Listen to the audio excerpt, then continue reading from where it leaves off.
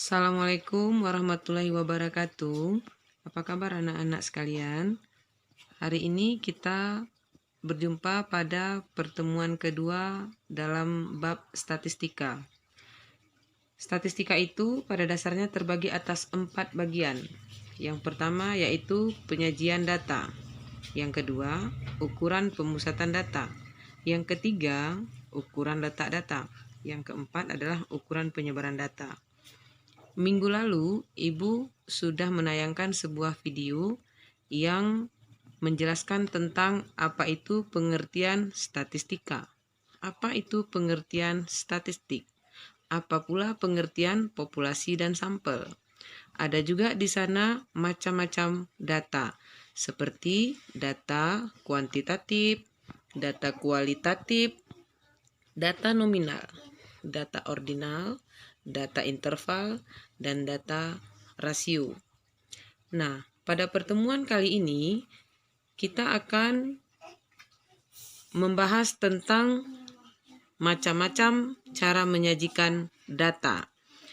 Minggu yang lalu, cara menyajikan data itu dijelaskan bahwasanya salah satunya dengan diagram batang, diagram garis, dan diagram lingkaran.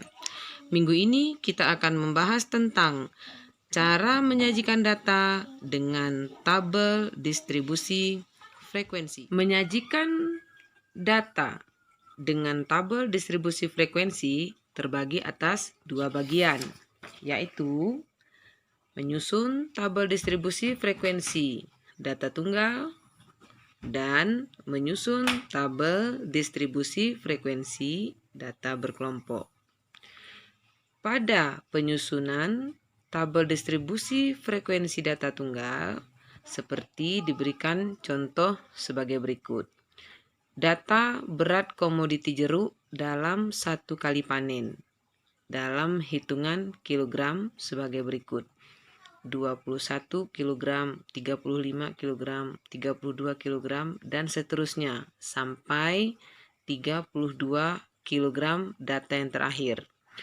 Data ini dapat kita susun tabel distribusi frekuensi tunggalnya sebagai berikut. Kolom yang di sebelah kiri kita isi dengan berat komoditi dalam kilogram, yaitu 21 kilo, 22 kilo, 23 kilo, 24 kg, dan seterusnya sampai data yang terakhir yaitu 40 kg. Tuliskan di sini ya, Nak. Di sebelah kanan, kolom banyaknya komoditi dalam bentuk goni. Misalkan yang 21 kg ada 3 goni, yang 22 kg ada 2 goni, dan seterusnya. Kira-kira yang 40 kg ada berapa goni. Demikian, ini contoh untuk data frekuensi tunggal. Yang kedua, menyusun tabel distribusi frekuensi data berkelompok. Contohnya sebagai berikut. Diberikan data 45 kali pengukuran isi dari susu kemasan dalam mililiter. Pengukuran yang pertama yaitu 123, pengukuran yang kedua 125, pengukuran yang ketiga 131 ml, sampai pengukuran yang ke-45 yaitu 124 ml. Data tersebut di atas dapat disusun tabel distribusi frekuensi berkelompoknya dengan memperhatikan beberapa langkah sebagai berikut. Yang pertama, kita harus menentukan terlebih dahulu jangkauan dengan mencari selisih nilai tertinggi dengan nilai terendah dari data tersebut. Kita lihat, nilai tertinggi atau nilai maksimumnya adalah 135. Nilai minimum atau nilai terendahnya adalah 120. Maka jangkauannya adalah 135 nilai maksimum tadi dikurangi dengan 120 nilai minimumnya sama dengan 15. Jangkauan sama dengan 15. Langkah yang kedua adalah menentukan banyaknya kelas berdasarkan aturan Stargess. yaitu K sama dengan 1 ditambah 3,3 dikali log N. N kita berapa tadi, Nak? 45. Maka K sama dengan 1 ditambah 3,3 dikali log 45. 1 ditambah 3,3. Cari dulu nilai log 45, yaitu 1,6532. Kemudian kamu kalikan nilai 1,6532 dengan 3,3 baru ditambah 1. Maka K sama dengan 1 ditambah 5,548. K sama dengan 6,548. Angka ini kita bulatkan menjadi 6. Maka diperolehlah nilai K sama dengan 6. Banyak kelas sama dengan 6. Langkah yang ketiga yaitu menentukan panjang kelas atau C dengan rumus C sama dengan jangkauan dibagi banyaknya kelas. Berapa jangkauan kita tadi, Nak? Jangkauan kita adalah 15. Banyak kelas kita adalah 6. Maka panjang kelas sama dengan 15 dibagi 6 sama dengan 2,5. Angka 2,5 ini kita bulatkan juga menjadi 3 agar semua nilai data tercakup dalam kelas interval yang akan kita susun nanti. Ya, kita sepakati ya, C-nya sama dengan 3. Nah, data yang diberikan tadi akan kita susun tabel distribusi frekuensinya. Kolom sebelah kiri kita beri nama dengan hasil pengukuran. Tadi ceritanya pengukuran isi susu kemasan kan? Ya, hasil pengukuran isi susu kemasan dalam mililiter. Kolom yang kedua turus. Kolom yang kedua adalah kolom berikutnya, kolom yang ketiga adalah frekuensi. Dan kolom selanjutnya adalah titik tengah. Kita bahas satu persatu ya, Nak. Kelas yang pertama, kita mulai dari angka berapa tadi nilai minimumnya, Nak? 120. Maka dimulai dari angka 120 sampai 122. Kenapa 122? Karena panjang kelas kita adalah 3. Cara menghitungnya, 120-nya dimulai dari angka pertama. 120, 121, 122, 3.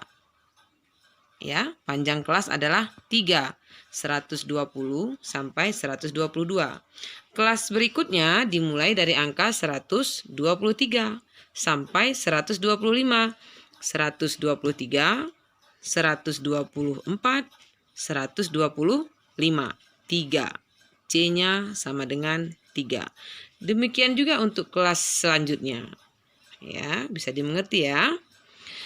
Kolom selanjutnya adalah turus. Apa itu turus? Ya, seperti ini. Seperti kamu memilih ketua kelas atau ketua OSIS. Nah, lihat. Data yang pertama adalah 123. Di mana letak angka 123? Di sini ya.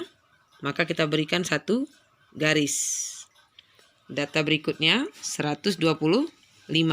Di mana angka 125? Masih di sini. Berarti kita berikan garis kedua. Data berikutnya 131. Di mana angka 131? Di sini. Maka kita berikan satu garis. Selesaikan semua data yang diberikan sehingga memberikan informasi seperti ini. Angka 120 sampai 122 ada 8. Angka 123 sampai 125 ada 18. Angka 126 sampai 128 ada 11. Dan seterusnya. Sampai semua data yang diberikan tadi masuk ke dalam tabel distribusi yang dimaksud. Berikutnya, ada beberapa istilah yang berhubungan dengan tabel distribusi frekuensi data berkelompok. Yang pertama adalah kelas interval. Yang mana itu kelas interval? Yang ini, 120 sampai 122. Berarti kelas berikutnya adalah 123 sampai 125. Kelas berikutnya adalah 126 sampai 128. Ini kelas pertama, kelas kedua, kelas ketiga, kelas keempat, kelas kelima, dan kelas keenam. Ada berapa banyak kelasnya? Ada 6. Sesuai dengan yang kita cari sebelumnya. Ini ya, banyak kelas sama dengan 6. Istilah yang kedua yang harus kamu tahu adalah batas kelas. Batas kelas terbagi dua, yaitu batas bawah kelas dan batas atas kelas. Yang mana dikatakan batas bawah kelas? Angka 120. Yang ini ya Kak, 120. 120. Maka batas bawah kelas kedua 123. Batas bawah kelas ketiga 126. Dan seterusnya sampai kelas yang ke-6. Yang kedua ada batas atas kelas, yaitu 122. Yang ini 122 ya Bang. Di kelas pertama batas atasnya 122. Di kelas kedua batas atasnya 125. Di kelas ketiga batas atasnya 128. Demikian juga untuk kelas keempat, kelima, dan keenam. Istilah selanjutnya adalah tepi kelas. Tepi kelas juga ada dua, tepi bawah kelas dan tepi atas kelas. Nah, tepi bawah kelas itu adalah batas bawah dikurang setengah. Berapa batas bawah kita? 120. 120 dikurangi setengah sama dengan 119,5. Tepi atas kelas adalah batas atas ditambah setengah. 122 ditambah setengah sama dengan 122,5. Ya, ini tepi atas kelas pertama. Istilah berikutnya ada panjang kelas, yaitu selisih tepi atas dengan tepi bawah kelas. Istilah berikutnya adalah titik tengah kelas, yaitu setengah dari jumlah batas bawah ditambah batas atas kelas. Beberapa istilah yang Ibu jelaskan barusan, Ibu tuangkan dalam bentuk tabel seperti ini. Lihat, kelas pertama ini batas bawahnya. Ya, ini batas atasnya. Ya. Yang ini kalau dikurang setengah hasilnya adalah 119,5. Yang ini kalau ditambah setengah hasilnya adalah 122,5. Kelas yang kedua demikian juga. Batas bawahnya adalah 123. Batas atasnya adalah 125. Jika ini dikurangi setengah, maka hasilnya adalah 122,5. Jika yang ini ditambah setengah, maka hasilnya adalah 125,5. Demikian juga seterusnya untuk kelas ketiga, keempat, kelima, dan keenam. Demikian materi kita hari ini, yaitu menyajikan data dalam bentuk tabel distribusi frekuensi. Semoga anak-anakku dapat memahami apa yang telah Ibu sampaikan. Selamat bekerja. Wabillahi taufiq wal hidayah. Wassalamualaikum warahmatullahi wabarakatuh.